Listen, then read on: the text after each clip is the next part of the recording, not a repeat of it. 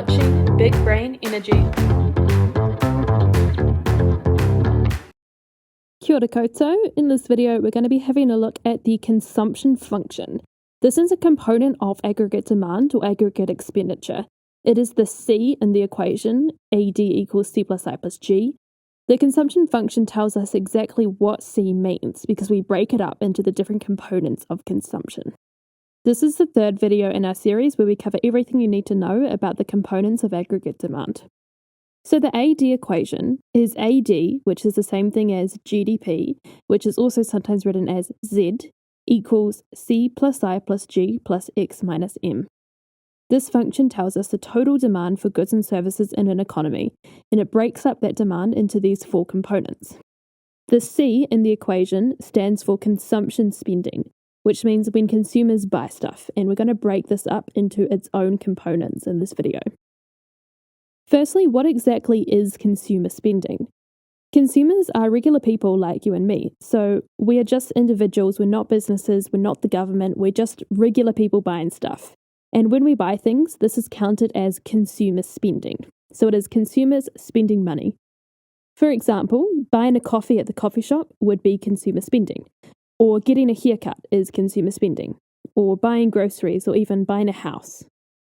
The consumption spending function, or just the consumption function, is C equals C0 plus C1 times YD. Note that usually we use a capital C to mean consumer spending, and then little c0 and little c1 to show that these are components of consumer spending. C0 stands for autonomous consumption, C1 stands for the marginal propensity to consume, and YD is disposable income. We're going to go through each of these three components in depth. On the graph, if we were to plot consumption based on aggregate expenditure and output, it would be an upward sloping curve like this. Alright, so what is autonomous consumption versely? Autonomous consumption is the C0 in the equation. Autonomous consumption is money that consumers spend regardless of their income. So this is things that we have to spend money on regardless of how much money we make.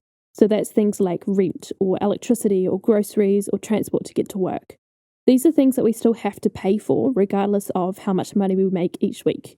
So it's called autonomous consumption. So the consumption function is saying that consumption is partly made up of C0 autonomous consumption. The next component in consumption is C1, which is the marginal propensity to consume. You will also see this abbreviated as MPC. This is a number between 0 and 1, which tells us the proportion of a consumer's disposable income that they spend. So it tells us the portion of your income that you spend versus the portion that you save. For example, if the MPC was 0.7, then this tells us that consumers spend on average 70% of their disposable income, and then they save the other 30%.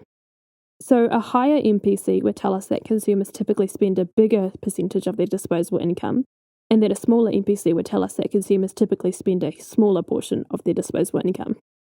MPC is a number between 0 and 1 because it is a percentage term, so MPC is timesed by YD, which is disposable income. Disposable income just means the money that you have after you pay your tax. So you know how on your payslip it says maybe you earned like $1,000, but you only get to take home $800 because you have to pay some tax. So your disposable income is that money that you have left over after you pay your tax. So YD equals Y, which is your income, minus the tax that you have to pay, which is T. For example, if you make $100, but then you have to pay $10 in tax, then your disposable income is $90. It's how much money you have left over after you pay your tax. So if we look at the big picture now, the consumption function is capital C, meaning consumer spending, equals little c0, which is autonomous consumption, plus C1, which is the MPC, times YD, which is disposable income. So that's saying consumer spending is made up of the money that you spend, regardless of how much you make, also your disposable income, but only the portion of it that you actually spent. So MPC times disposable income. And that gives you the portion of your disposable income that is actually spent, because we don't care about money that is saved, right? Because we're just looking at the consumption. All right, let's do some practice questions now to try and consolidate this learning. Feel free to pause the video if you need more time. Firstly, a definition. What is consumer spending?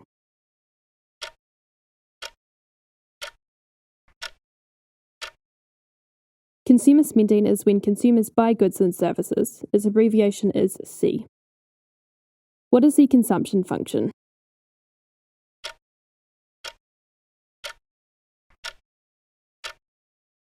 The consumption function is C equals C0 plus C1 times YT, where C0 is autonomous consumption, C1 is the marginal propensity to consume, and YD is disposable income. What is autonomous consumption?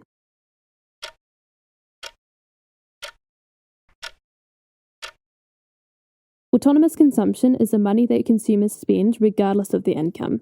In the consumption function, it is C0. Some things that might be included in autonomous consumption are things like rent, electricity, groceries, or transport. It's the things that you have to pay for regardless of how much money you make. What is a marginal propensity to consume?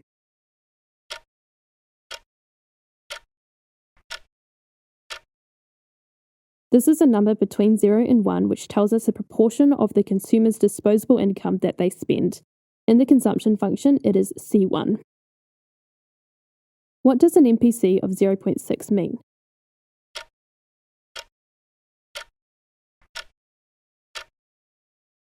If MPC is 0.6, then consumers on average spend 60% of their disposable income, and then the other 40% they would save. What is disposable income?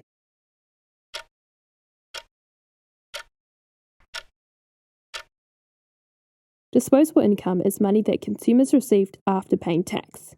In the consumption function, it is YD. Disposable income equals income minus tax. If you earn $700 and you pay $90 in tax, what is your disposable income?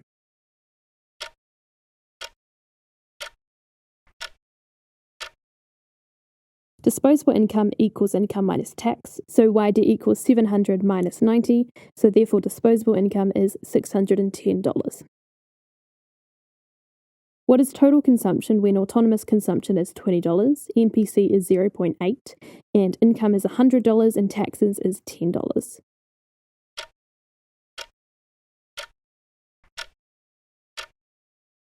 Well, total consumption equals C0 plus C1 times YD. C0, autonomous consumption, is $20. C1, the MPC, is 0.8 times YD, which is income minus tax, so 100 minus 10. So simplifying that, C equals 20 plus 0.8 times 90, which equals 92. So total consumption is $92.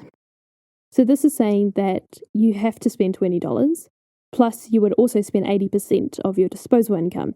So you would also end up paying another $72. So the total consumption would be $92. What is total consumption when autonomous consumption is $60, NPC is 0.6, income is $150, and tax is $20?